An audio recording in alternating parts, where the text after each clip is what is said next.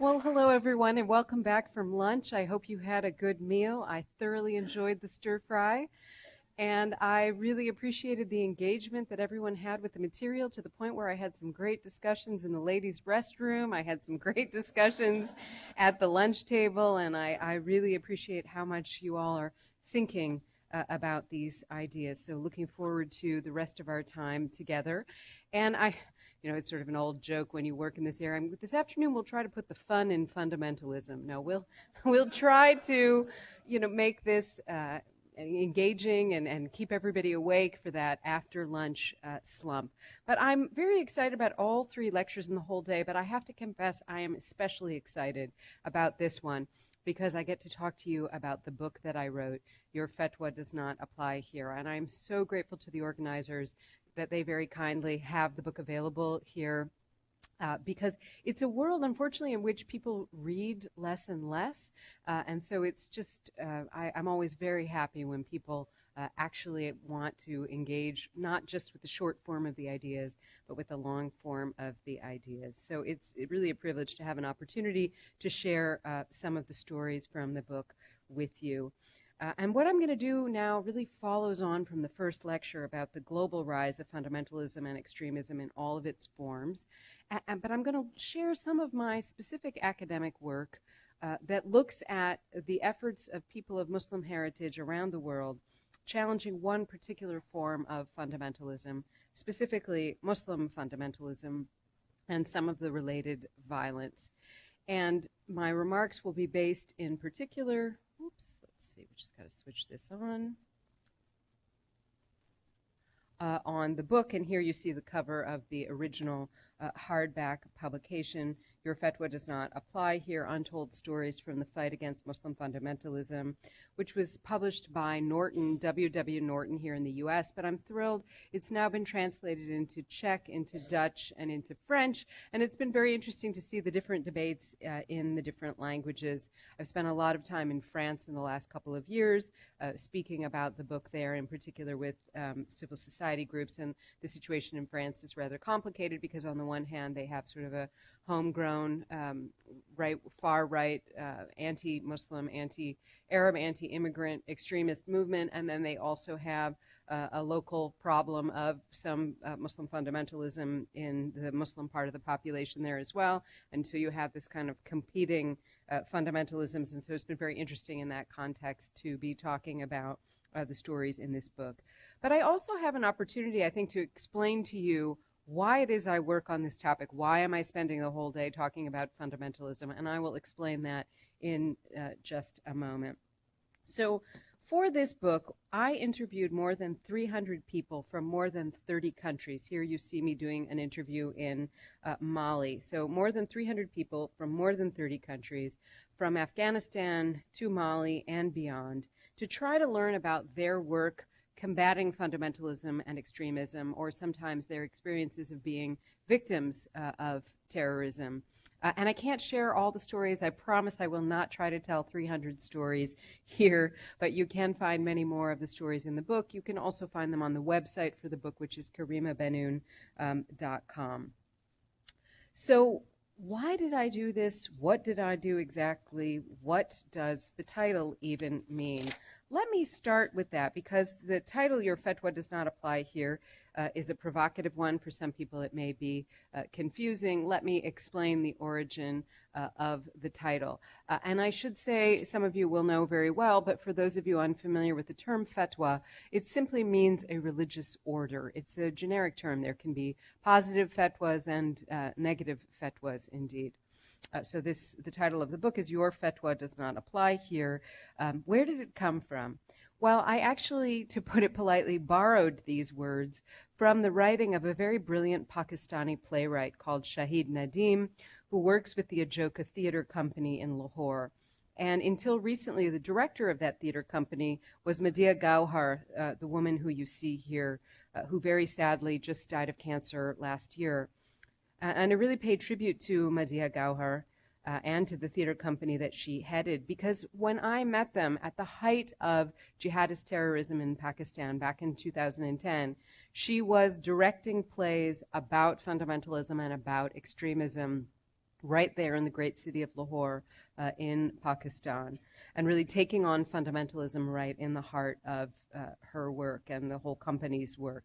And this particular play, Bulle, is about a renowned 18th century Sufi mystic named Bulle Shah, who struggled against the mullahs of the early 18th century, the religious leaders, and was declared a heretic. I mean, we see these struggles in all of the world's great religious traditions have been going on for a long time.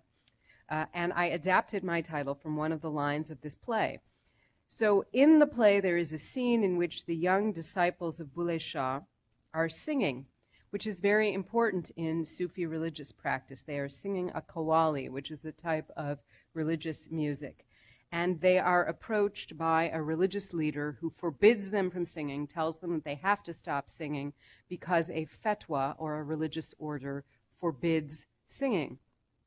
And one of the young people, named Sona, rebuffs this religious leader, saying, "Your fatwas do not apply here."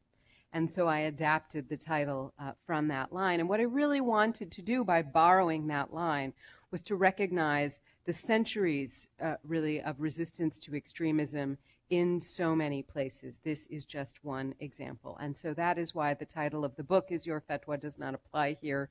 I'm sometimes asked, where is the here? And the here is really meant to be universal. You know, the here can be anywhere where people are refusing the imposition of extremism. So if there are two key takeaway points in my talk today, they are the following, and then you can have your nap. I'll say these now, and anybody who's feeling a little sleepy, you can just tune in at the end, and I'll tell stories to illustrate the point in the meantime. So the first of the two critical takeaway points really sort of comes from what I said about the title, namely that in each and every Muslim majority context or diaspora population where fundamentalists are active, there are also heroic people defying them, including in civil society. And secondly, I think critically, those brave people face tremendous obstacles in their work, and they need thoughtful support, including thoughtful international support, to succeed. And I will try to say a few words about what kind of support could be helpful. Now, I faced a real challenge in telling these stories in the United States in English, in the face of rising tides of discrimination against Muslims and people presumed to be Muslims. So sometimes, you know, discrimination against Muslims is actually inflicted on Sikhs and other people who aren't even Muslim. So how do you tell stories about those who are facing off against the Muslim far right in the face of the Western far right, which demonizes not only those perpetrators but also their victims? That was a real challenge that I faced. But I was committed to telling these stories in English because they were not being heard. And in fact, I came to believe that one of the key ways of challenging discrimination against Muslims is to focus on the stories of people of Muslim heritage, some who are practicing Muslims, some who may be agnostic, some who may be atheist, but for whom still that heritage or that culture is important to them, telling their stories when they have been victims of jihadists, when they have challenged fundamentalists and so on, the people that we are not hearing from, that we are sometimes told do not exist at all. And I should say that I did not come to work on this issue by choice. I did not end up telling these particular stories by choice. Really, this issue came to me and to my family and to the country that I in part grew up in, and I will tell a little bit about that. So I grew up back and forth between the United States and my father's home country of Algeria in North Africa. And here you see a picture of my father in the part of the country that he comes from in eastern Algeria. And his name was Mahfoud Bennoune. And he had a very complicated life history. He grew up in a small peasant village. He went to Quranic school. And then he became involved in the nationalist movement because at the time of his birth, Algeria was still a French colony. It had been a French colony since 1830. And he became involved in the nationalist movement and ended up becoming a prisoner of war during the War of Independence in the 1950s and spent 4.5 years in prison. His whole family was very much involved in the independence movement. And after Algeria became independent, he declined to join the single party and he went overseas, and that is where he met my mother. And so I was born basically while he was a political exile. And I am then descended from this American Midwestern family on the one side and Algerian family on the other side. And my parents decided that my dad was not going to be part of the brain drain. And when it was okay politically for him to go home, we all moved back to Algeria. And so I spent part of my childhood there. And my father had gotten his education, his PhD in anthropology at the University of Michigan, and then went home to be a professor of anthropology at the University of Algiers. And one of the challenges that he soon faced at that time was the rise of fundamentalism in Algeria. Muslim fundamentalism, specifically, the population at this point is about 99% Muslim in Algeria. And my father faced difficult situations that educators have faced in other countries, including in this country. For example, he used to have problems because he taught evolution. And some of his students who were influenced by fundamentalist preachers would say, you know, we don't want to study evolution. And at one point they came to him with brochures that had been prepared by Christian fundamentalists in this country against evolution that had been translated into Arabic. And they would say, see, even the Americans don't want to study evolution. We're not reading this. We're not studying this. And so he tried to negotiate with the students and say, look, on the exam paper, you can write, here is what Darwin's theory says. I conscientiously object from Darwin's theory. I do not believe in it. And even then the students said, no, we absolutely refuse to even read this. And he persisted. He believed that it was a theory they needed to know about. Whether they were going to accept it or not was a different question. And he then began to have problems with the rising fundamentalist movement in Algeria, the so-called Islamic Salvation Front. And finally, at a certain point, the head of the Islamic Salvation Front showed up in my dad's classroom and denounced him in front of his students as an advocate of Darwinism and what was called biologism. At which point, and I still hear from the former students sometimes that they remember this story, at which point my father actually ejected the man from his classroom. I mean, he literally sort of made sure that he was not physically able to remain in the classroom. It's completely inappropriate for one. You can go in and listen to somebody else's class, but you can't go into any university classroom and denounce the professor in front of the students, especially in a context where in the environment in Algeria at that time, it was very, very dangerous for somebody to be labeled in that manner. And that symbol of sort of refusing to be silenced in the classroom by a very powerful fundamentalist leader was one that the students remembered. And so that was really our experience. And my dad at that point, he absolutely refused not to speak up. He just kept speaking out against the rise of fundamentalism in Algeria. And this ultimately resulted in him receiving a series of death threats, as so many of his colleagues were his friends. And what was happening, the backdrop of all of this in Algeria was basically a terrible armed conflict between the state on the one hand that was backed by the military and the fundamentalist armed groups that were allied to the Islamic Salvation Front that were trying to take power. And a great deal of that violence was directed against the civilian population and ultimately claimed as many as 200,000 lives, including every single one of the women that you see here. And I always feel like it's so important to look at people's faces and to pronounce their names, to remember that what we're talking about is not hypothetical, but very, very real and concerns real people. And my father was trying to stop the jihadist violence that would result in the death of these women and so many others in Algeria.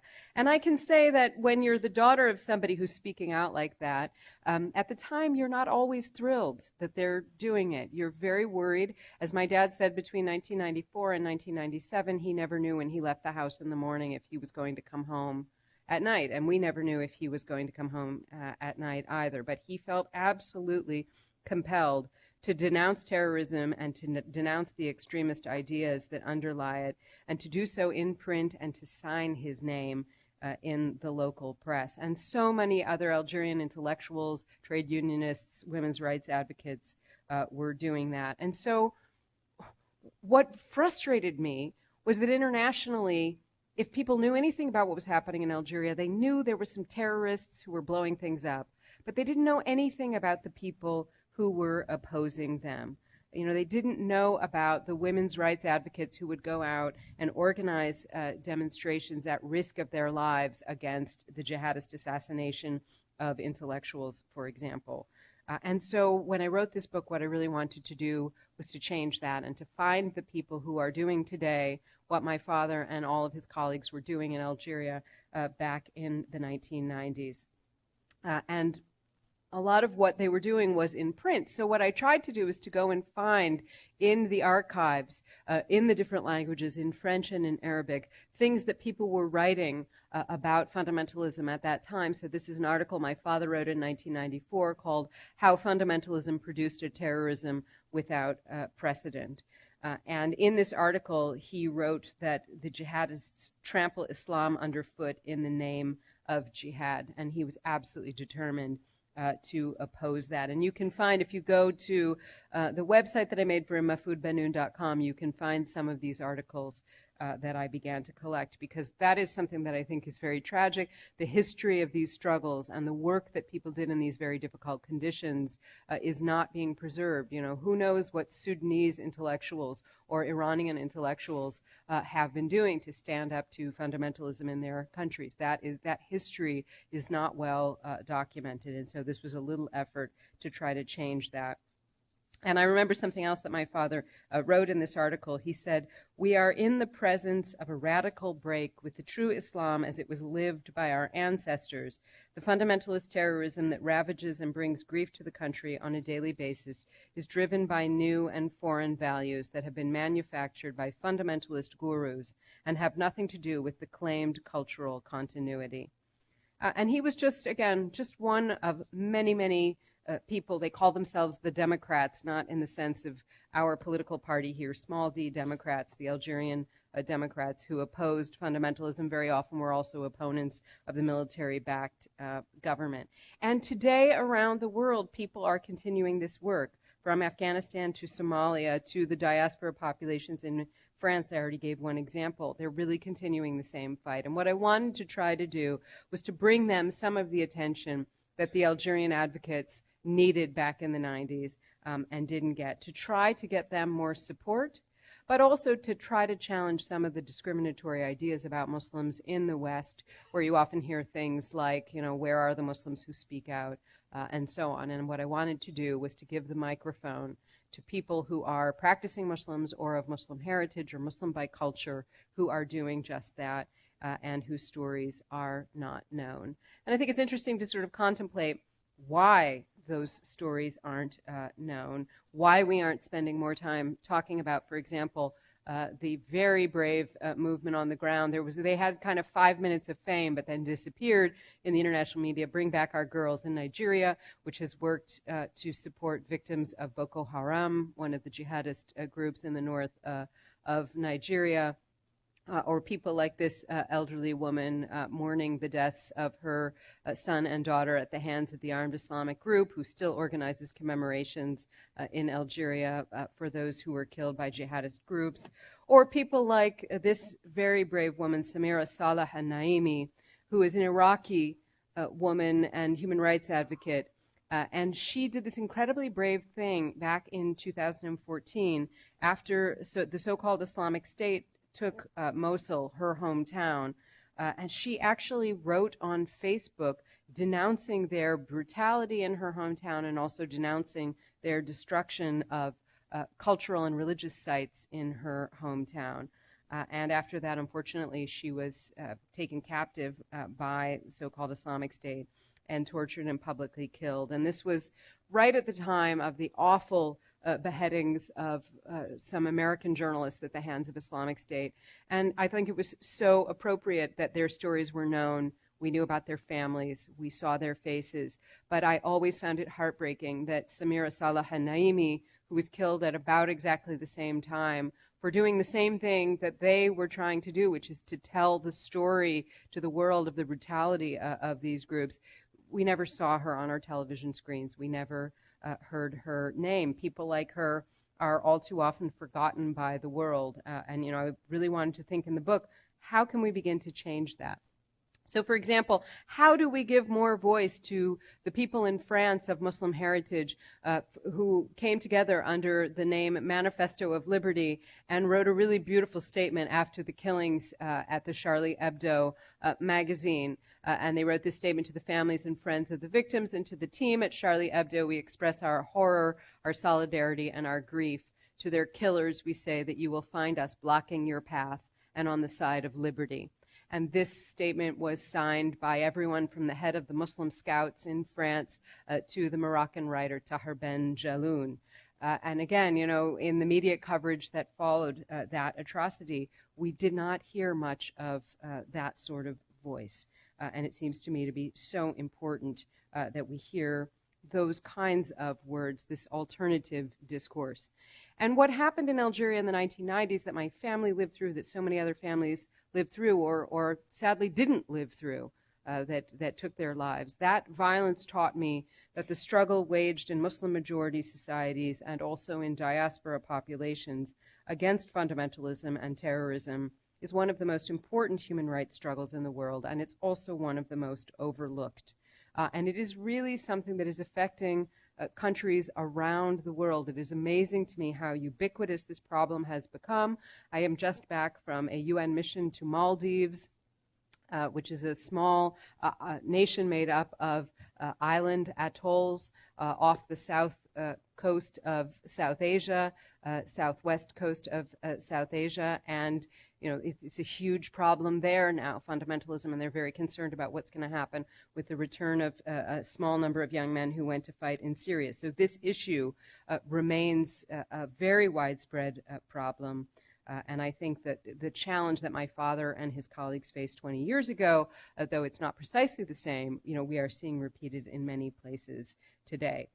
So let me talk about a few of those who are taking up that challenge, who are doing this very important work. And I will mention a few of them briefly in passing, and then I will tell a few stories in detail.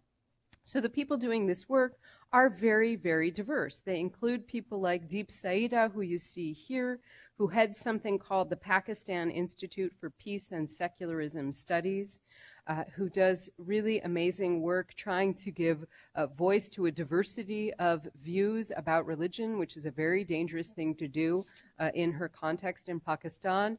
And basically every time there is some sort of terrorist atrocity, you will find her in the streets in Lahore protesting. This is an incredibly brave protest that she organized when I was there working on the book in 2010. And it was in support of a woman named Asia Bibi.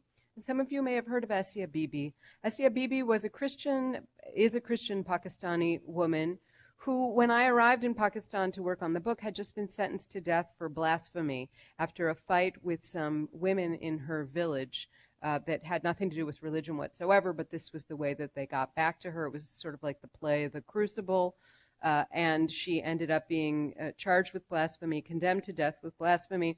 And you can see here a coalition of Pakistani Christians, Muslims, and atheists who had come together to demonstrate against that death sentence. And you see them holding banners, abolish 295C now. Those are the blasphemy laws in Pakistan. And it's I cannot begin to explain how dangerous it is to do what they were doing. Shortly after I was there, a governor of one of the regions of Pakistan, himself a Muslim, spoke up on behalf of Asia Bibi and was assassinated by one of his own bodyguards. And when that bodyguard was actually condemned to death and executed, there were huge protests in the streets. Thousands and thousands of people attended the funeral of the bodyguard who had killed the governor who had spoken up on behalf of Asia Bibi. That is how controversial this whole issue of blasphemy is. So to do what they were doing, to be out there protesting, you see the sign calling for a secular state to protect minorities, calling for no more blasphemy laws, was incredibly courageous. And in fact, Deep Saida was told that suicide bombers would come if she held this protest. And she said, well, come if you have to, but you know, we're going to be there too. And so there they were. Or I think about the people that I met, the Tunisian intellectuals who organized this demonstration, this national conference against terrorism in Tunisia after the horrible Bardo Museum and Sousse Beach terror attacks. Those terror attacks in Tunisia killed foreign tourists and rightly got a great deal of press coverage, but there was almost no press coverage whatsoever. There were no international journalists who came to cover this national conference against terrorism. And you can see here, it's the Congress of Tunisian Intellectuals Against Terrorism. And they were taking a great risk to do this at a time when Islamic State, unfortunately, was very active in Tunisia, taking advantage of the weakened security situation after the revolution in 2011. And again, I was really struck by the fact that I actually was able to go and attend the first day of this Congress, but there was really a minimal international presence there. So an event like this, an effort like this that was so important, trying to adopt really a national strategy to make sure that young people were shielded from recruitment by radicals trying to stop terrorism, got so little international coverage. But what they were doing, nevertheless, was so important. The people doing this work are also very young. Some of them are older. This is Noor Jahan Akbar from Afghanistan, who was 19 when I met her and was busy organizing protests against the street harassment of women in Afghanistan. She, unfortunately, has since had to leave Afghanistan due to the security situation, but she is now coordinating something called the Free Women Writers, who resist terrorism and fundamentalism through a number of innovative cultural projects, but one of which is publishing women writers in Derry inside Afghanistan. And in fact, when they do that, they use the proceeds to support educational projects. And very active, we were talking about social media earlier. Free Women Writers are also very active on social media against the Taliban, which is a very, very courageous position to take, and to take so openly. I also met people like Yanar Mohammed from Iraq, who runs something called the Organization of Women's Freedom in Iraq, which does amazing work running shelters for women fleeing from abuses by the so-called Islamic State, and simultaneously very publicly denouncing the group's atrocities. They also do some very innovative cultural work. So they used poetry actually as a way to bring people together across the sectarian divides in Iraq and create what they called Freedom Space Number 1, where anybody, whatever religious or sectarian group they were from, could come together and find a way of expressing themselves. And for all of this work, Yanar lives at very great risk. She is almost always in a bulletproof vest and regularly receiving death threats. But that spirit from the Algerian anti-terrorism protests from the 1990s really lives on in the work of the people that I met today. And here's someone, unfortunately, who I didn't get to meet, who is a mufti in Pakistan from the Barelvi School, and who is very well known for his denunciations of suicide terrorism. And here you see what he said: those who commit suicide attacks for attaining paradise will actually go to hell as they kill many innocent people. And sadly, unfortunately, as is the case with some of the people who do this work, later that same year, he himself was targeted by just such a paradise-seeking suicide bomber and killed after Friday prayers for these kinds of statements. But it seems to me it is so important to remember him and to remember his words. And so again, this is why I wrote this book, just to give the microphone to the anti-fundamentalists for once, because it seems in the world that those who are shouting the loudest are usually the ones with the biggest megaphone, and that is really something that we have to tackle. And when I met people who were this courageous, and I heard these amazing stories, I really had to ask myself again and again the question, why are these people not more recognized internationally? Everyone knows who Osama bin Laden was, and rightly so, but why is it that so few people know of all of those who are standing up to the bin Ladens and the would-be bin Ladens in their countries? That, it seems to me, is something we really have to change. And my small way of contributing to changing that was to try to tell a few of their stories. And so this afternoon, I'm going to tell a few more of those stories in detail. And then I'd like to share with you some specific ideas and recommendations about, based on what I learned from listening to these people, and about how we could support others like them in the future. So I guess the bad news from this morning's lecture, and even from this introduction, is that there are fanatics everywhere. though perhaps they are better armed in certain places. But the good news, and we must never lose sight of the good news. The good news is that even though there are not enough of them, and there are not, there are people crazy enough to fight these fanatics in every single place that they appear. And usually these opponents of extremism are armed only with their pens, their voices, and their consciences, like my father was. We have to recognize them and support them and listen to them. And as I said this morning, listening to people is, I think, just a critically important thing to do.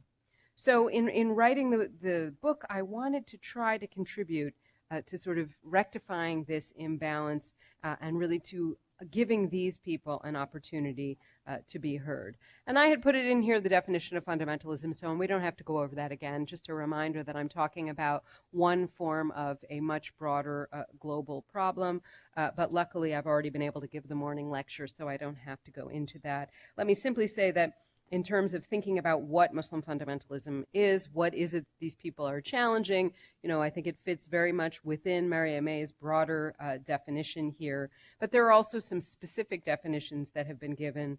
So the Pakistani writer Saadia Abbas has referred to Muslim fundamentalism as the radical politicization of theology. And I think that that is also very useful. But I must stress that what I'm calling Muslim fundamentalism is actually a sort of an ideological grouping made up of many different kinds of movements, and they too have their own diversities.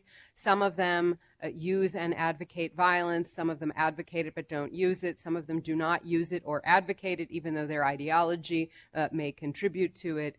And so they're all across the spectrum, from armed groups to political movements to even civil society organizations, community organizations.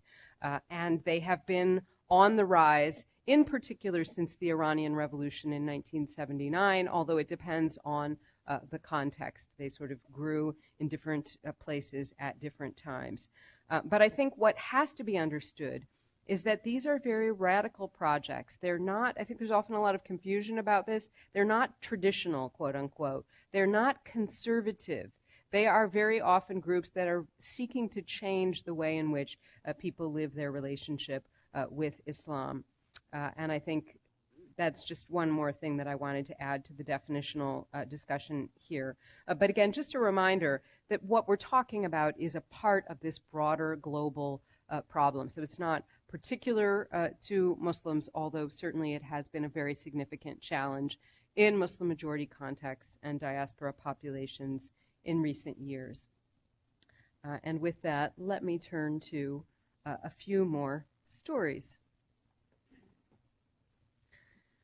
So this is a story that comes from a chapter in the book called Creativity versus the Dark Corner. And one of the things that was amazing to me to see was how many artists and people in the fields of arts and culture were involved in the struggle against fundamentalism. And I was heavily influenced by the Pakistani theater, as you can tell, and here is another great story that comes from that context. And I think it's no accident that artists are often on the front lines of challenging fundamentalism and extremism, because art by its very nature asks questions, it recognizes human agency. I think art is very challenging to any kind of monolithic project like fundamentalism. And that is certainly the case of the work of Faizan Pirzada, who you see here. Now, Faizan Pirzada for many years ran something called the Rafi Pier Theater Workshop, which was named after his father, who was a famous Pakistani playwright. And the Rafi Pier Theater Workshop became a kind of alternative ministry of culture in Pakistan. Their mission was to promote the work of Pakistani performing artists abroad, but likewise to bring foreign performing artists to play in Pakistan.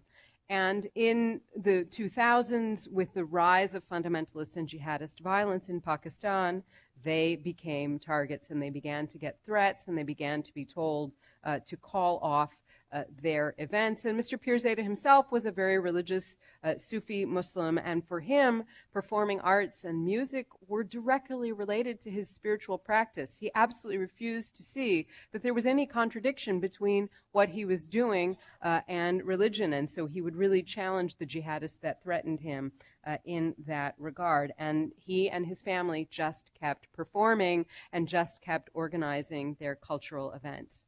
Unfortunately, the jihadists didn't give up either. And in 2008, a bomber struck their 8th Performing Arts Festival in Lahore with 3 separate bombings, producing what he called rain of glass. So the windows just shattered and fell. But luckily, there were not enough people in the venue at the time. They weren't close to the windows, and so no one was killed, but 9 people were injured. It was a very serious attack, but they were spared the worst possible outcome. The thing he had been most frightened by was trying to evacuate everyone in safety, because as he said, when you're trying to get hundreds of people out of a venue, you know, the evacuation of the site can cause as much damage and injury as the actual attack. So there he was late at night in 2008 trying to figure out what to do. Do you then stop your 8th Performing Arts Festival in Lahore because the jihadists are still threatening? They have proven that they're able to carry out these attacks, and your audiences are set to come tomorrow, and quite frankly, you can't protect them. So he and his family met until late into the night, having a difficult debate about what to do. And it is a truly difficult debate. Do you decide that the only way to meet such an attack is to continue and to refuse to give up? Or do you decide that ultimately the safety of your audience is more important than anything, no matter how important the cause is of defying extremism? Well, at about 1 a.m. that same night, after a difficult debate, the Pier family made a difficult decision, which for them was the only possible one, and that was that the show must go on. And they announced on the radio that their festival would continue as planned the next day. And I remember hearing Mr. Pier on the BBC at that time before I had met him, and he said something very simple, which is a message I heard again and again from people in many different regions. He said, if we bow down to the Islamists, as he called the Muslim fundamentalists, if we bow down to the Islamists, we'll just be sitting in a dark corner. The idea that if you give up, if you begin to give up, that will be sort of the end of it. There will, resistance will become more and more difficult. And so he absolutely rejected the dark corner and decided to continue. But he and his family didn't know. Would anyone come to their festival the next day? Because think about it. I mean, would you have come here to this auditorium today, bringing your family members, if you knew that there was a chance that bombers could attack this event? Would you actually turn up? And I mean, it's a real choice. It's a truly difficult choice. It's a family event, the Performing Arts Festival. So they thought, well, maybe no one will come, and then we will succeed in showing the bombers actually that they've won.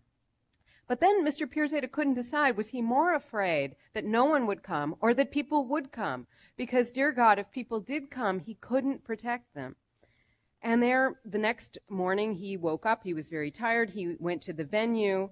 And what did he find but that thousands and thousands of people from all over Lahore had turned up to support the festival.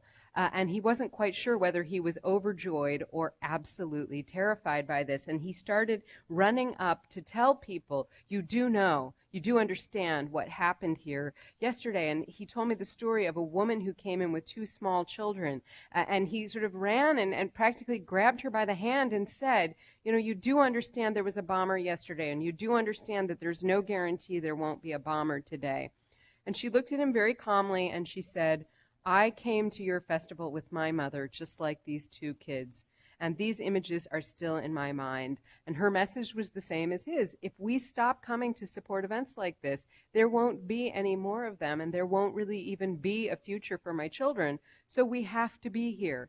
And I once told this story actually in a place where there was someone from Lahore in the audience who recalled being a part of that audience and how meaningful it was to people to turn out. And so they actually were able to finish that festival as planned, which was remarkable under the circumstances.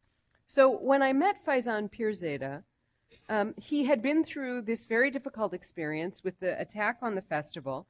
followed by the next year when he lost all of his sponsors because nobody wanted to fund a festival that could be the object of a suicide bombing.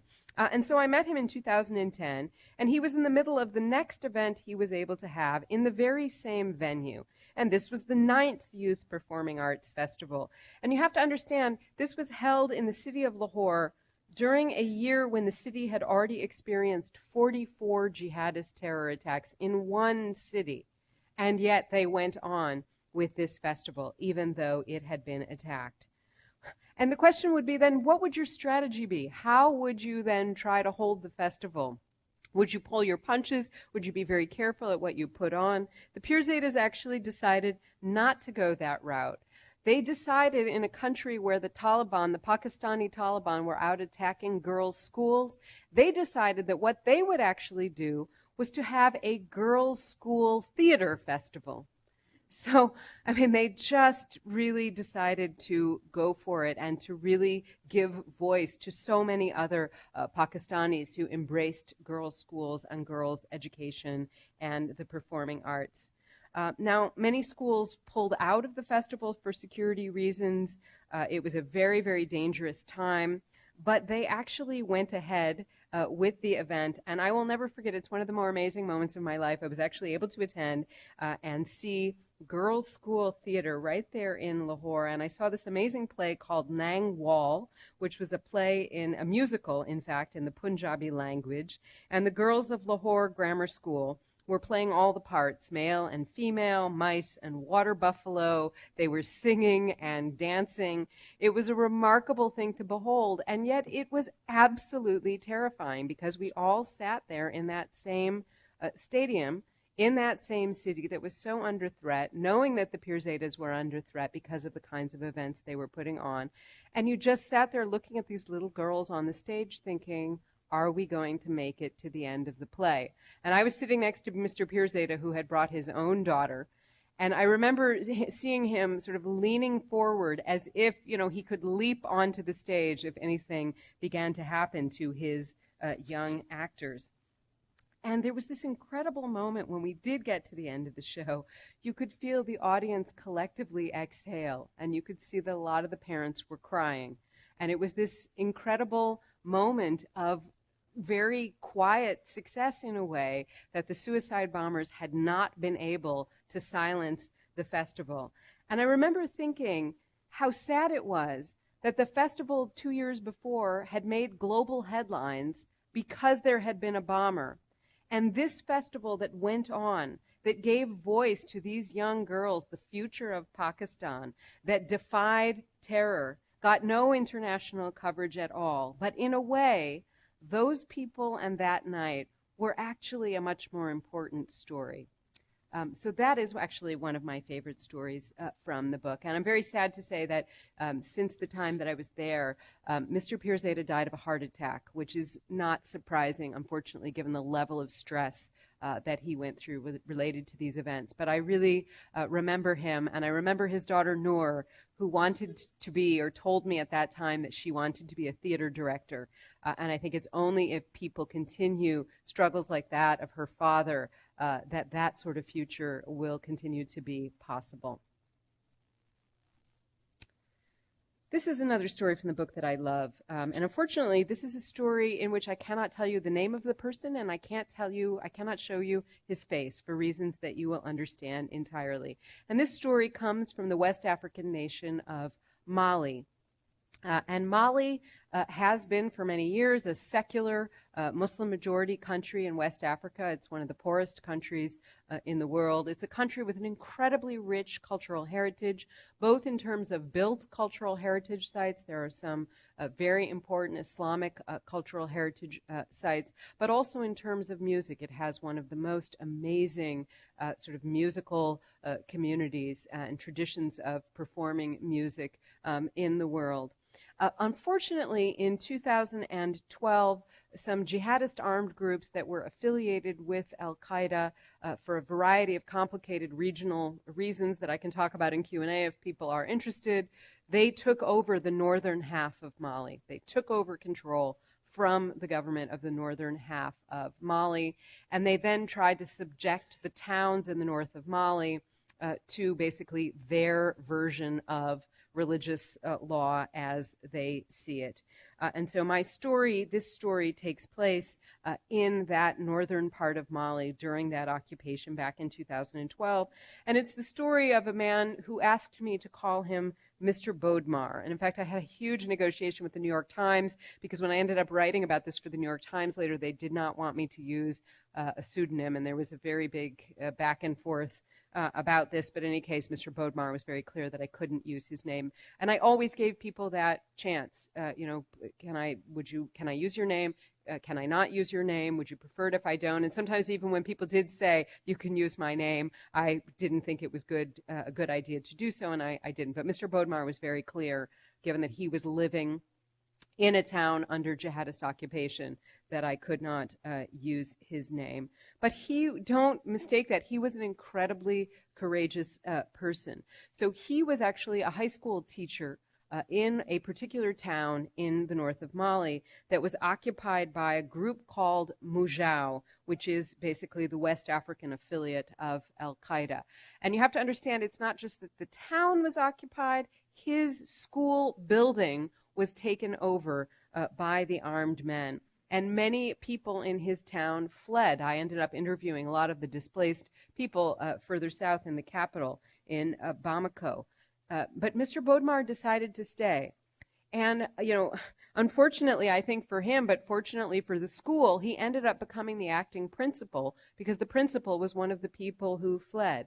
And he did this amazing thing. He kept that school open because he knew that there were children whose families were unable to flee or had chosen not to, and those children had to have an education, and he knew that this was a way of defying the extremists. But he had to figure out, how do you keep your school open when this actual school building is basically taken over by the local version of Osama bin Laden? I mean, how do you do that when you're educating boys and girls in the same classroom, when you're teaching, as he called it, the secular Republican curriculum of the state of Mali, of the country of Mali? These were ethical challenges that he faced.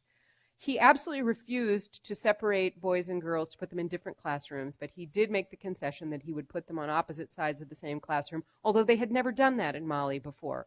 This was a very radical departure. And he was horrified at himself, but he found himself policing the conduct and the dress of the children because he was so frightened about what would happen to them at the hands of the armed men who controlled the school if they did or wore things that these men didn't agree with or didn't approve of. He said to me, our task is to protect the schooling of those who cannot go elsewhere. And when I met him, I was not able to go to the north. I wanted very much to go to the north, but I made it as far as the capital city, Bamako, and I always listen to sort of the local experts, and I was absolutely forbidden by the local experts from leaving Bamako. Even in Bamako, there were almost no foreigners at that point. And when I met Mr. Bodemar, he had traveled basically 1,300 miles to come from the north of Mali to Bamako, to the capital city, to collect his paycheck because the government in Bamako was no longer able to actually pay its workers in the north. The north was now controlled by an armed group. And he also came to get supplies from the school because the armed men had stolen the supplies. But the amazing thing about this is he had made it safely to the capital. He could have stayed there. And he refused. The day after I met him, he was heading north again. He was heading north to keep that school open.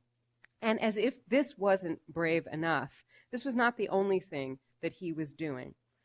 During the time that Mujao controlled Mr. Bodemar's hometown, they would hold so-called Islamic show trials in the main square of the town and basically try people for things like theft, for things like smoking or drinking, and then they would apply corporal punishments on the public square to the people that they condemned.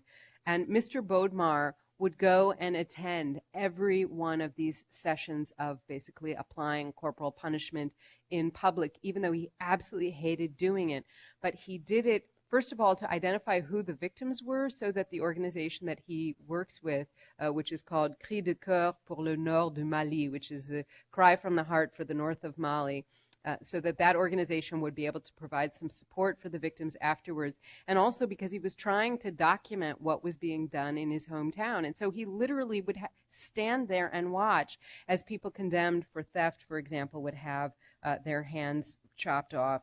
He would say, well, we don't really even know if they're thieves. They're just, taken out to the public square, and this happens. And he was so, he himself was, again, a religious person, a religious Muslim. He was so traumatized by watching this version of the application of the jihadists' view of interpretation of religious law. And he kept saying to me, the population in my town is Muslim, but we are not for this Sharia.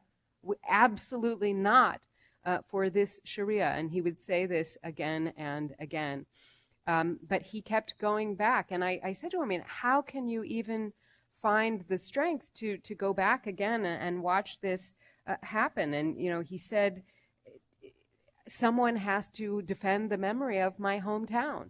And he was really committed to doing that. He was also very upset with what the jihadists were doing to women in his town. He said that what had happened is that for a man and a woman to be together if they weren't married was something that could result in all sorts of negative consequences. And he said that the situation was such that that people would men would flee in fear if they simply saw a woman in the street, because they were worried they would be accused of, talking to her outside of marriage, and this could result in some of these punishments. And I tell many more of the details of the story in the book, because he talked a lot about, what it was like to witness many of these crimes. The good news is he, as last I heard, was still alive. And in fact, the French and African troops had gone in and dislodged the jihadists from his town and other main towns in the north of Mali shortly after I met him. But there is an ongoing struggle now between the state, the international troops, and the jihadists. And there is a fear that they will come back to these cities in the north. And I really wonder what will happen to somebody like him, who is now, known for having done this work, if that happens. And the takeaway for me from this story was his determination. That was the thing that really struck me. He was actually a very small man, but he had such a large spirit, and he was very quiet. And I found this about a lot of the people that I met. There was no bravura about how they talked about the things that they did. I asked him, he was basically saddling up to go back to the north of Mali to keep that school open under the eyes of the Al-Qaeda affiliate with his mixed pupils, boys and girls, in the same classroom. He could have stayed in Bamako. And I asked him why he was willing to take the risks that he did. And he said what you see here. He simply said, "My presence creates hope for my students. I cannot kill this hope." And this was a theme that I heard again and again, the theme of the need to provide hope, to nourish hope, and to keep that hope alive. And so I know that if the jihadis do come back to the main cities in the north of Mali, Mr. Bodemar and his colleagues will be there too, but he will need our help. So every time I would think, just when I can't meet anyone who's possibly as courageous or more courageous, I meet somebody, absolutely as amazing. And I would have to put Maria Bashir in that category. Maria Bashir, when I met her, was the first and only woman chief prosecutor in Afghanistan. And not only that, as if that was not courageous enough, she had opened a special unit to investigate cases of violence against women in Western Afghanistan, which she said was the most important area in her mandate. And you have to understand, at the same time she was doing that, she was really Taliban target number one in Western Afghanistan. When I met her at her office, she entered surrounded by 4 huge men with 4 huge guns, and she was this sort of short woman walking in the middle of them, but I've never seen anyone stand so tall. And in fact, I found out that at that time she had 23 bodyguards, because she had been subjected to bomb attacks that nearly killed her children and that took the leg off of one of her guards, very sadly. Would-be assailants had sent an envelope to her house containing 3 bullets, the number of her children. And I asked her, the same question really that I asked everyone, that I used to ask my father, that I asked Mr. Bodemar, why do you continue? I mean, why are you doing this? She's an educated person. She could have left the country. And she said, first of all, she said, that's the question everybody asks me, why you risk not living. And in fact, the section about her in the book is called that, why you risk not living. But her answer was, again, very simple and said without a sort of even a whiff of heroism or claim to that. She simply said that a better future for all of the other Maria Bashirs to come was worth the danger. And she knew that if people like her who had opportunities, who had education, didn't take those risks, there would not be any better futures in a part of the country where the Taliban were battling to take control again. Now, I remember my conversation with her as if it was yesterday, because at the time she was telling me how worried she was about the possible outcome of government negotiations with the Taliban. And in fact, those words remain very relevant today. She said, if we give them a place in the government, who will protect women's rights? And I think that that remains a huge question now when we're seeing the U.S. government negotiating with the Taliban, basically going around the Afghan government, and there are almost no women at that table. And when I watch the news about this, I hear Maria Bashir's words in my head. I remember her urging the international community not to forget, as she said, not to forget the promise about women's rights, because now they want peace with Taliban. And I think that that is an incredibly important reminder. And I really understood how fragile the position of somebody like Maria Bashir was. A few weeks after I left Afghanistan on this trip, I saw a headline on the internet that an Afghan prosecutor had been assassinated. But of course, when there is a killing in Afghanistan, maybe there's one line somewhere, so there was no name, no information, and I Googled desperately trying to find out if it was Maria. And very thankfully that day it was not her, but sadly another Afghan prosecutor had been gunned down on his way to work. And I think given this kind of risk taken by someone like her on the ground, we really owe it to the people of Afghanistan not to forget them, and as she said, not to forget the promises made about women's rights. And again, I asked Maria, I had to ask the question again, really, why are you doing this? I mean, I'm really trying to understand. You're a young woman who's married with small children. And she said the words that you see there, we should pave the ground for this. The situation of women of Afghanistan will be better. We should pave the ground for this, even if we are killed. So again, this sense of commitment and basically, if not me, who is going to do it? And I heard this repeated again and again. And whenever I watch the news about Afghanistan, I think we have to continue to care about all of the Maria Bashirs and demand coverage of their stories, because sadly their country is disappearing from the media, except once in a while it's punctuated by horrible news like the recent suicide attack on a wedding. But again, it's the wrong picture of Afghanistan. I think the only picture we have is the terrorists, not the picture of the people like Maria who are doing all they can to stop them, and that has to change. So let me tell a story closer to home, and then I will shift to some of the lessons that I drew from all of this before handing over for discussion. So these struggles are sometimes going on in diaspora populations, that is, populations of people who are basically immigrants elsewhere, including in this country.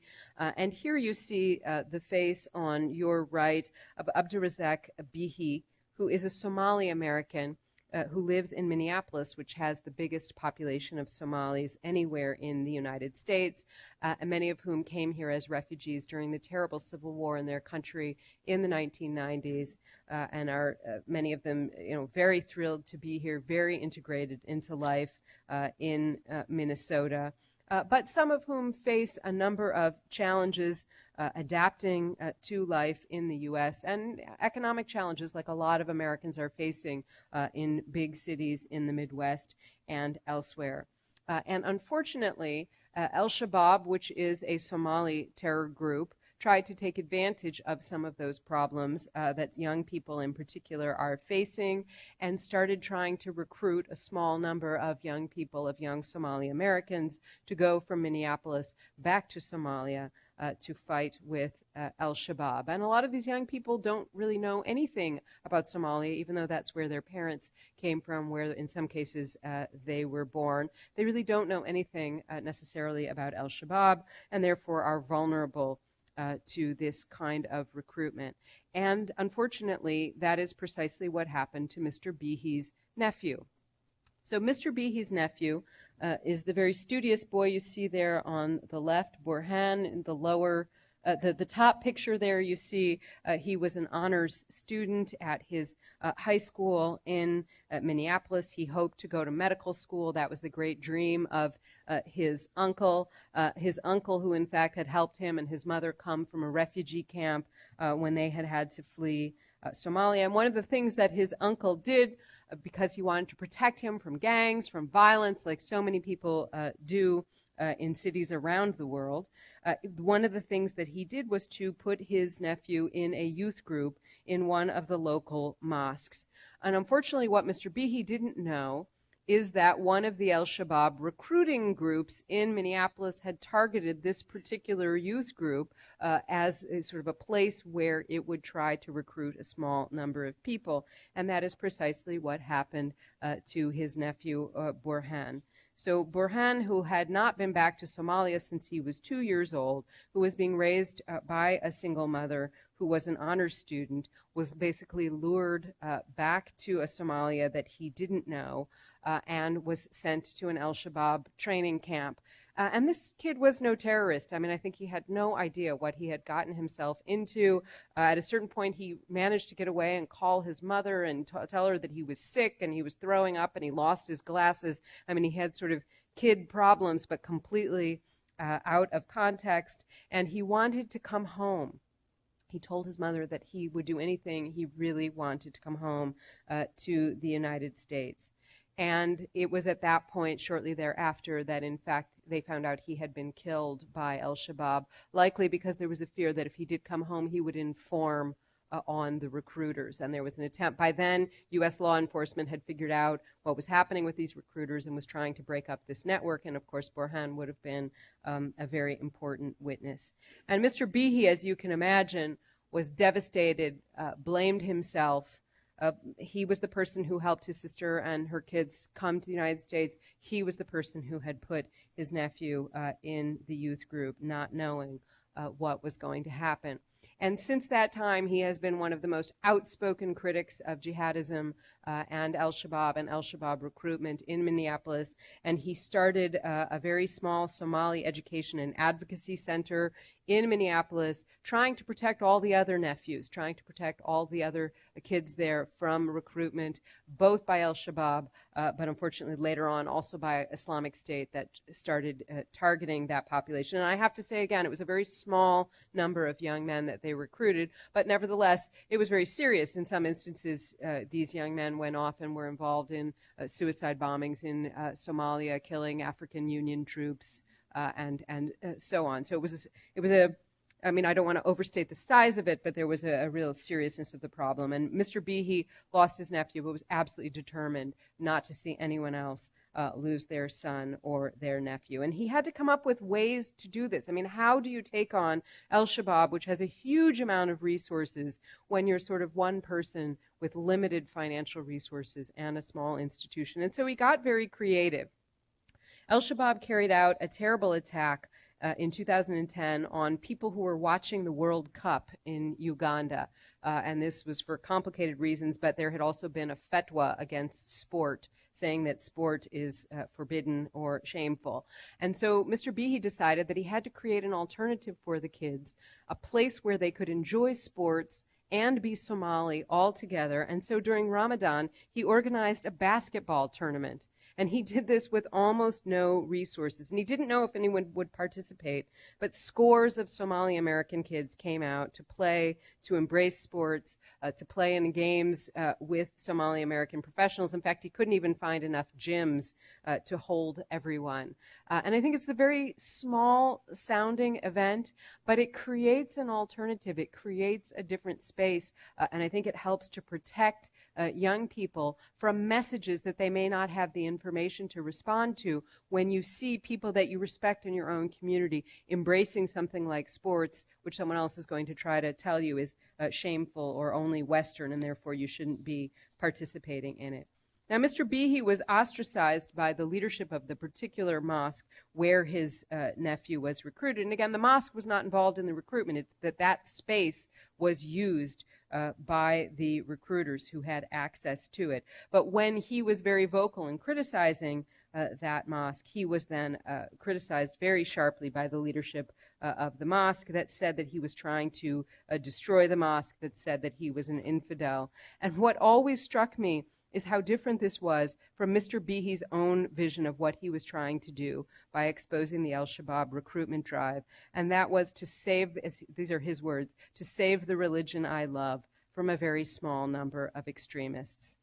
And I think all of the Abdurrazak Behis out there who are doing that very thing need so much more support. When I think about what he could achieve if he had a real budget for his organization, for example, it would be truly remarkable. And there's so many stories I could tell, but I'm not going to tell any more stories now. But I just want to end with a couple of lessons that I learned from all of this. Because the stories in and of themselves, each one was a lesson that contained many other lessons. But I also, in terms of thinking about the strategy and where we go from here, for me, there were a number of takeaways. One of the first takeaways was something that I already talked about this morning, and that is the need to combat fundamentalist ideology. So, for example, this Algerian women's group that looked at the fundamentalist violence in the 90s that my father was denouncing, they drew a very important conclusion, which is that the violence in question is not the reflection of insanity or of what they called perversity or sadism of particular individuals, but it is the consequence of a political project in which all practices are based on juridico-religious justifications. So all of this violence has an ideological basis that in fact seeks to justify it. So if you actually want to stop the violence, which is the symptom, you have to deal with the root cause, which is the ideology on which it is based. And I was really struck by one of the Algerian campaigners who said to me, instead of just battling terrorism, you have to fight fundamentalism. Fundamentalism makes the bed of this terrorism. I think another thing that we need to do, another lesson that I learned from all of this, is the need to challenge the normalization of fundamentalist views. What do I mean by that? I think actually one of the places that the Muslim fundamentalists and many other fundamentalists in other contexts have been successful is to normalize their view of religion and the demands of religion. And I am very concerned, for example, about the way in which fundamentalist messaging has spread even beyond sort of overtly fundamentalist contexts. It's spread on social media, it's spread on YouTube, it's spread through word of mouth, it spreads through graffiti. It becomes what someone I interviewed described as naturalized, to the point where I am deeply concerned that even in the West now, we have internalized many Muslim fundamentalist ideas about what Islam is and who Muslims are. And that people seem to think, first of all, that everyone from any of these regions should simply be called Muslim. They don't have ethnic identity. They don't have a nationality. And that they all have to follow certain rules. None of them eat pork. None of them drinks alcohol. None of them has a sense of humor, can tolerate cartoons that make fun of things that they believe in. None of them believes in the separation of religion and state. All of the women are covered. These are stereotypes that have been really, I think, spread by Muslim fundamentalists and that have been picked up also in the West on both the right and the left. And I think they absolutely have to be challenged. And we have to look at the complexity of views that people from this region have and the complexity of identities. And here is an Algerian colleague of my father's, Salah Shwaki, who was an education inspector in Algeria, we don't quite have the same function in our education system.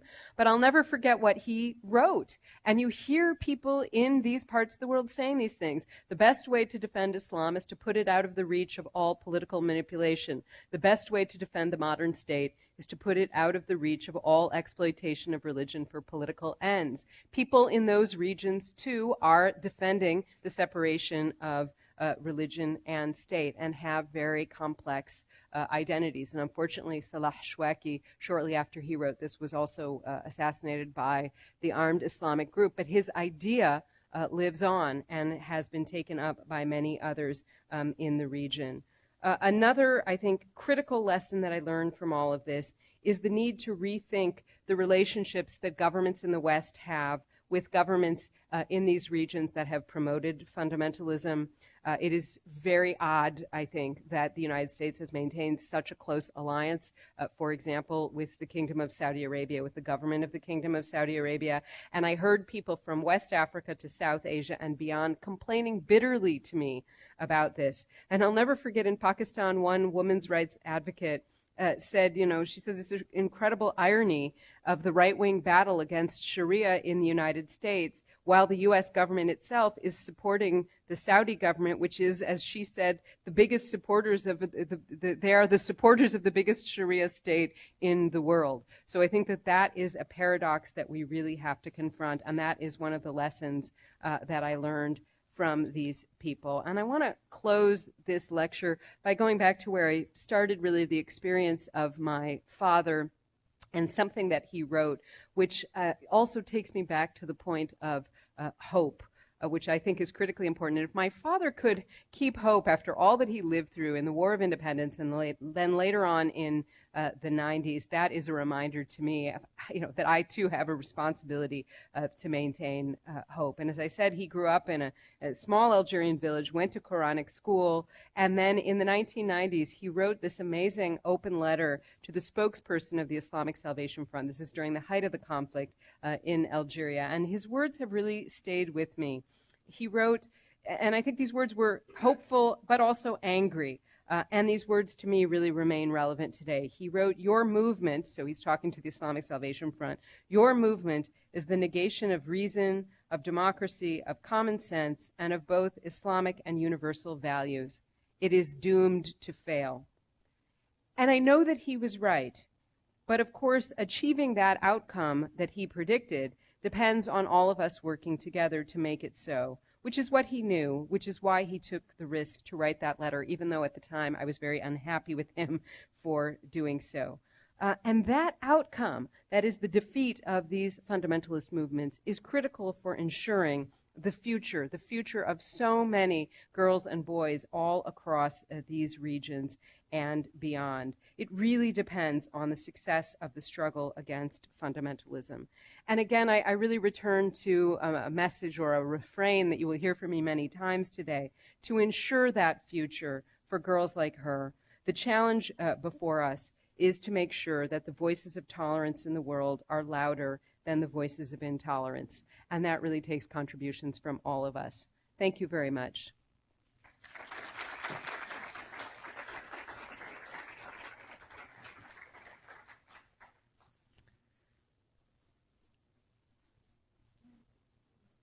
So I think we have 16 minutes for Q&A.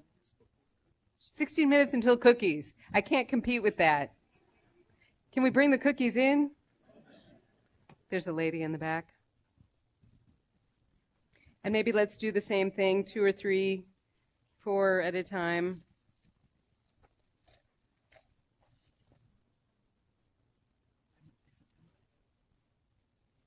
Okay. Yes. One of the confusions I have, and many of the friends I have, when we hear about young people like that young boy in Minnesota who was an A student, who probably lived a middle-class life here. The confusion is, what can these recruiters give these young people in terms of reasons as to why it is so important they go back and fight? What tactics do they use to convince them to the point of going and leaving their family and their country to do this? Thank you. Okay. I guess I have a question and I have a thought. It seems to me odd that our leaders are now equating these mass shootings as a mental health issue. And there is very little said about extremism or fundamentalism as the root cause of it. And so it seems as if we are diverting the concept of, oh, now this is a mental health issue. This has nothing to do with extremism. And what are you finding this in other regions of the world where they're twisting once something happens to justify that it's something different than fundamentalist and extremism? Great question. Thank you. One more. And I don't have my pen, so I'm working hard to remember the questions. Please. Thank you so much. The conventional wisdom seems to be that the majority of conflict is between Sunnis and Shias, with Sunnis generally killing off Shias for religious reasons. Is that true, or is that just our perspective because we know more about Iraq and Syria than other countries? So that's a great question. Maybe we'll stop there on this round. Yep. Let me start with the last question, Sunni versus Shia. I was saying to somebody during the lunch break, when I was growing up, and the part of my time that I spent in the United States hanging out with, at that time we called ourselves Arab Americans, it was inappropriate to even say what your religion was or to ask what somebody else's religion was. The bond was really of ethnicity and national origin. And so we never talked even about being Muslim and Christian as the identity. I mean, that, your family was probably one or the other, whether they practiced or they didn't, but you didn't talk about it. We really never talked about the sectarian identity then. And unfortunately, things have really deteriorated since then, to the point where some of the sectarian tensions back in the Middle East have also found their way here. And, this is true, of course, in other parts of the world as well, this problem of sectarian tensions. I mean, the reality is that there are not Shia everywhere. I mean, the Shia are overall a minority. So a country like Algeria is basically, I don't want to overestimate, but I mean, there really is no Shia minority to speak of, and yet, you still see these problems of fundamentalism. And I think both Sunnis and Shia have faced rising fundamentalism, sometimes the two fundamentalisms being in tension with each other because, of course, the Sunni fundamentalists, and I hesitate to even use these sectarian terms, but this is the debate we end up having, fundamentalists who are on the Sunni side, like Al-Qaeda, like Islamic State, they loathe and despise Shia, and they have killed thousands and thousands of Shia in attacks in places like Pakistan in recent years. A Shia Pakistani colleague of mine talks about how terrified her father is to go to mosque at this point in Pakistan because there has been so much targeting of the Shia. But unfortunately, there is fundamentalism both among Sunni and among Shia.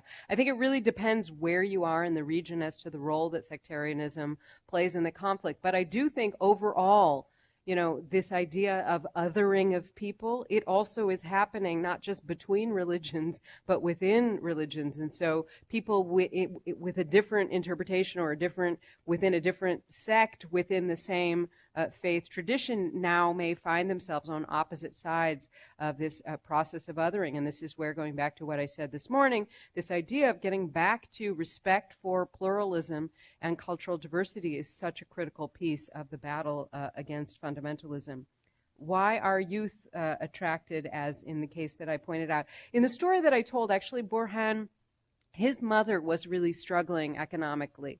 I think he was not necessarily in a comfortable middle-class category, although he was going to school, and I think his uncle was trying his best to assist them, but I think they were facing a lot of socioeconomic challenges in Minneapolis, and that certainly can be part of what makes someone vulnerable. But I'm always a little nervous about too easily going to that explanation because there are a lot of middle class and upper middle class people who are also attracted by these ideologies. I think with young people, and especially young people who are sort of third culture kids, as we used to say in the 70s, that maybe either they have one parent from one place and another from another, or both of their parents are from somewhere else, but they're growing up in a second country. I think for kids like that, often what they're looking for is a place to belong, a place where someone says, you are one of us, and here's the clear rules as to how you are going to be one of us. And if you follow these rules, we will accept you.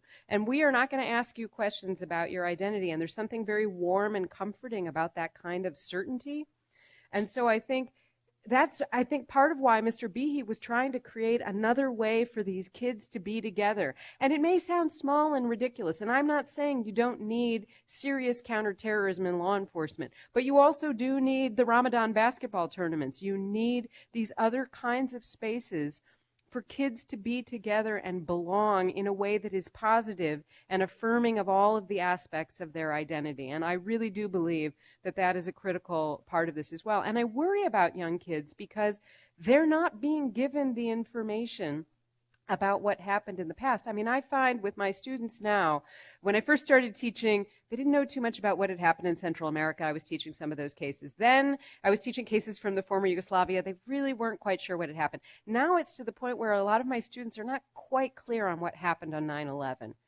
You know, if we don't learn, I mean, they know, I mean, the sort of obvious, graphic, awful planes crashing into buildings, they get that. But they haven't read books like The Looming Tower. I mean, they don't understand the history of, you know, where a movement like Al-Qaeda came from and how it planned the attacks and what it aimed for the attacks to do and what the response was. And if we don't teach these kids that history, and it's the same thing. I mean, I hear this from activists in Algeria today. Our kids are not learning what happened in the 90s. How can we protect them from these extremists if they don't know what the extremists did? And in this country, you know, we need to be teaching our kids how awful Nazism is and how many Americans died defeating it, our grandfathers and great-grandfathers. And why would anyone think that bringing that idea back here is a good thing? And if we don't provide kids with that knowledge, how are we going to protect them from these recruiters who come in and want to embrace them, but in an embrace of hate?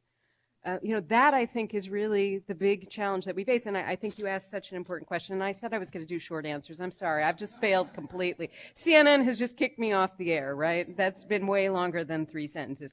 The mental health question, you know, that is such an interesting question. And I have no expertise in mental health, so I want to be really careful what I say. And I think a lot of people talk about mental health colloquially now. I think it's good that we're all talking about it, but I think sometimes on television you hear people talking about it who don't have the expertise, and you sort of sit there thinking, you know, are you really in a position to give this analysis? But the debate about the role of mental health and sort of susceptibility to extremism is a very interesting one. One thing that I have found is that when people do not want to have to confront the political motivation, possibly, behind a particular attack, they suddenly shift to the mental health explanation.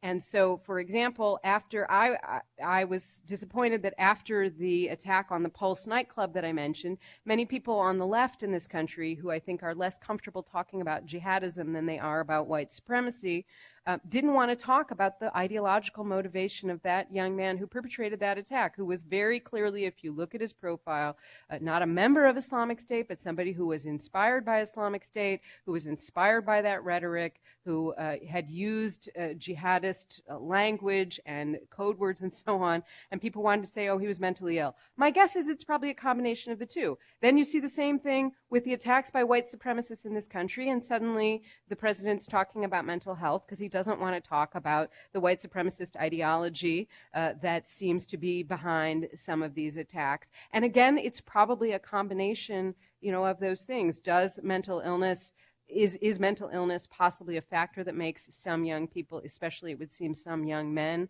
more vulnerable to recruitment by jihadist groups, or just susceptibility to a certain kind of ideology that seems to speak to loners and people who see themselves as outsiders and so on? I'm sure that that's the case. But I think it's never helpful to pretend that there isn't also a political and ideological factor at play. And it goes back to what I said about Mohammed Sifawi's analysis. We need to be willing to recognize the many different factors that are giving rise to this mass violence. And I think about what somebody said to me at lunch. I mean, the critical thing with either the jihadist attacks in certain countries or here with the mass shootings is, I think, the critical thing to fight against is the normalization of them to the point where it just seems like, oh, there's another one. We're not even going to sort of protest or be upset today. And people are talking about, getting bulletproof backpacks for their kids because we've given up on the idea that we can actually do anything to stop them. And so I think we have to tackle the mental health piece and the ideological piece where that's relevant and get back to the idea that we can stop these sorts of attacks and they're not just acceptable. And I think that was all the questions. I'm sorry, if I run into cookie time? No, we've got 5 more minutes. Turkey as a country has a long history of a secular government, but it appears that they might be moving toward a fundamental Islam influenced government. Shouldn't we be concerned about what's going on in Turkey? Thank you. Other questions? Anybody else? There's a hand over here.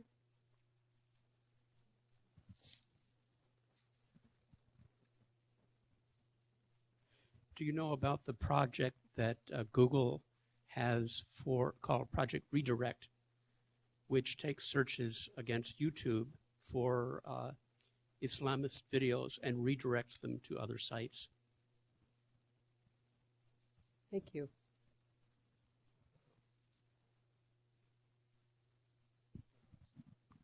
Okay, we'll take those too then.